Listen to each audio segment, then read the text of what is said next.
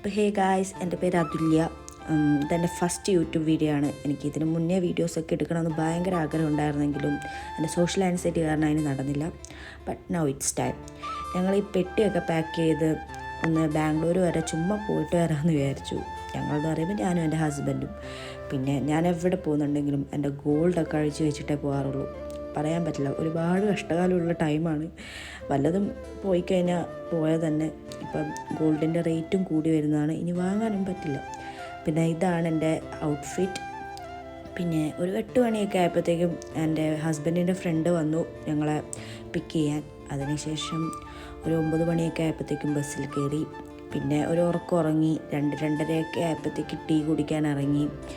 അതിനുശേഷം ഒരു 7 മണിയൊക്കെ ആയപ്പോഴത്തേക്ക് ഞങ്ങൾ ബാംഗ്ലൂർ റീച്ചായി.